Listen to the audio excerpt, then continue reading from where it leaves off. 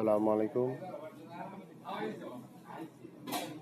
আজকের আলোচ্য বিষয় হলো জীবন সঙ্গিনী নির্বাচন বা বাছাই। আমরা জীবন সঙ্গিনী কেমন নির্বাচন করব বা বাছাই করব, সেটা খুব গুরুত্বপূর্ণ বিষয়। কারণ একজন মহিলার জন্যই আমাদের আল্লাহর নৈকট্য লাভ খুব সহজ হয়।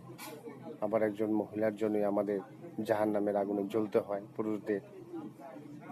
আমরা উভয় যাতে জান্নাতবাসী হই, আল্লাহর কাছে শুকরিয়া আদায় করি এবং আল্লাহর কাছে আশা করি। আল্লাহর নিয়ামতের শুকরিয়া যদি আমরা বেশি বেশি করি, আল্লাহ তাআলা নিয়ামতকে বাড়িয়ে দেন। যারা আমরা শুকরিয়া আদায় না করি, আল্লাহ তাআলা নিয়ামতকে ছিনিয়ে নেন। আল্লাহ তাআলা নিজে বলেছেন কোরআন শরীফে। তো আমরা যদি যার যার ক্যারেক্টার ভালো রাখি, তাহলে আমরা ভালো মানুষ পাবো। আমরা নিজেরা যদি ভালো হই, বাকি না খাই, আমরা যদি লেনদেন সঠিক মতো মানুষের সাথে করি এবং মানুষেরটা খাওয়ার চেষ্টা না করি, তাহলে আমাদের চরিত্রকে সহজে ভালো রাখতে পারবো।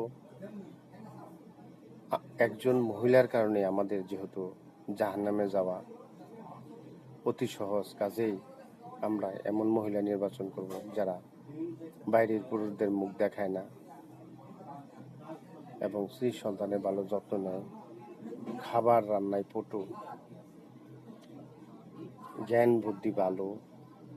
এর যে মা ছিল, মাও 2-3 জায়গায় বিয়ে হয়নি, বাবাও 2-3 জায়গায় বিয়ে করেনি, তাদের মধ্যে ফ্যাসাদ নেই, তারা দিন আনে দিন খায়। এই সমস্ত ঘরের মহিলারা অনেক সুন্দর হয়, আচরণ সুন্দর হয়, কথাবার্তা দৃঢ় হয়। আমরা কোনোদিন মহিলাদেরকে উপরে হাত তুলব না, তাদেরকে কষ্টটা বুঝিয়ে দিব যে আমার যে ব্যবহার কারণে কষ্টটা হয়েছে, সেই কষ্টটা বুঝিয়ে দিব। কষ্টটা শেয়ার করলে একটু বেশি বেশি, তাহলে ঘরে শান্তি ফিরে আসবে। সে বুঝতে পারবে যে হ্যাঁ, আমার এই কাজের জন্য এই সমস্যাটা হয়েছে। অনেকেই কাজের উল্লেখ না করে, সমস্যা উল্লেখ না করে আমরা মারামারি বাজাই দিই। এদের সংসারে খুব হট্টগোল অবস্থা এবং এরা গুছানো না, এরা ভালো বংশের মেয়েও না। আমরা অবশ্যই আমরা যে ভুল করি একে অপরের কাছে শেয়ার করব এবং নিজেদের কষ্ট শেয়ার করব, তাহলেই দেখবেন আপনার বউ আপনাকে অনেক ভালোবাসবে, আপনার জন্য জীবন দিয়ে দিবে। কিন্তু না বুঝে না শুনে ধূস চাপিয়ে দিয়ে কষ্ট দিবেন না। কারণ এই মার কারণে আমাদের দুনিয়াতে আসা। আমি যে মার পেটে জন্মগ্রহণ করেছি, সে আমার পেটে নিয়ে রোজা রাখছে, দান খয়রাত করছে, কোরআন শরীফ পড়ছে।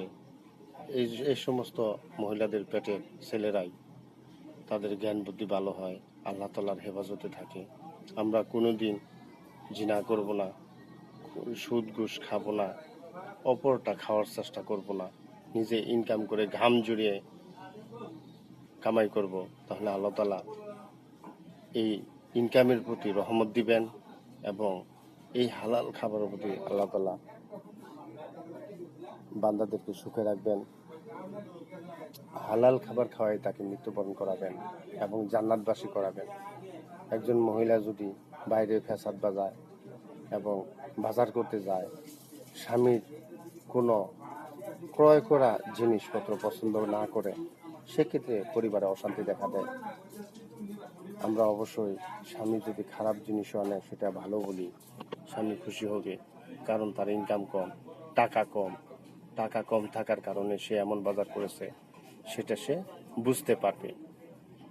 আমরা যে মহিলার কারণে জান্নাতে যাব, যেমন সতী নারী মা পর্দাশীল থাকবে, নামাজ কালাম পড়বে এবং তার বিয়ে একটি হবে অথবা 2টি হয়েছে, কিন্তু সে পর্দাশীল, কথাবার্তায় ভালো, বাবা 2-3 জায়গায় বিয়ে করেনি, তাদের খাসিলত ভালো, দিন আনে যদি দিন খায় তারপরে ভালো, এমন ঘরের সন্তানকে আমরা বিয়ে করব। আরও দেখব যে মেয়েটা বিবাহে আগ্রহ কিনা বা পছন্দ করে কিনা, এটার উপর অনেক গুরুত্ব দিতে হবে। কারণ আপনাকে যদি শুরুতেই পছন্দ না করে, পরবর্তীতে এটা হট্টগোল থেকে যায়, সমস্যা থেকে যায় এবং এই সমস্যা শেষ পর্যন্ত নিয়েই মরতে হয়।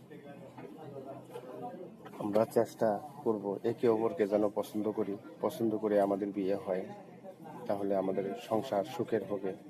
আমরা একে অপরের প্রতি ভালোবাসা আদান প্রদান করতে পারবো। স্ত্রীকে আমরা মা বাবার খেদমত করানোর চেষ্টা করব, স্ত্রী যেন আগ্রহ প্রকাশ করে, এবং বাবা মার চাওয়া পাওয়ার প্রতি আমরা গুরুত্ব দিব, কারণ তারা দুর্বল হয়ে যায়। স্ত্রীকেও চাইতে হবে, ভালো মেয়েরা এটা অবশ্যই আশা করে যে স্বামী তার মা বাবা খেদমত করুক। তাই আমরা চেষ্টা করব যে ফ্যামিলি মা বাবা তাদের পরিবার ভালো, ছেলেও ভালো হবে অথবা মেয়েও ভালো হবে। যে মেয়েটা এমন করে যে মা কোরআন শরীফ পড়ে, নামাজ পড়ে, হ্যাঁ, দিনদার, বাইরে বের হয় না, স্বামীকে অনেক গুরুত্ব দেয়, আদর করে, এ সমস্ত মহিলাদের মেয়েদের আমরা বিয়ে করব। আর একটা আছে, একটা মেয়ে কালো, তার গুণাগুণ অনেক ভালো, এদিকে লক্ষ্য করব। কারণ দুনিয়ার বেশি দিন নাই, আমরা চলে যাব, আমাদের হায়াতুস জিন্দেগি খুব কম, আমরা কম খাবো, বেশি বেশি ইবাদত করব ইনশাল্লাহ। আল্লাহ তাআলা আমাদের তৌফিক দান করুক, আমরা যেন সঠিকভাবে আল্লাহ তাআলার ইবাদত করতে পারি। আল্লাহ খুশি হবে তখনই যখন আপনাকে বিভিন্ন জায়গা থেকে, বিভিন্ন সমস্যা থেকে উদ্ধার করবে, বিভিন্ন বিপদ কাটিয়ে দিবে, খাওয়াবে, যা চাইতেছেন মোটামুটি আল্লাহ তাআলা যোগান দিচ্ছে, এটা আপনাকে ফিল করতে হবে। এগুলো আমার কথা শেষ করছি। আসসালামু আলাইকুম।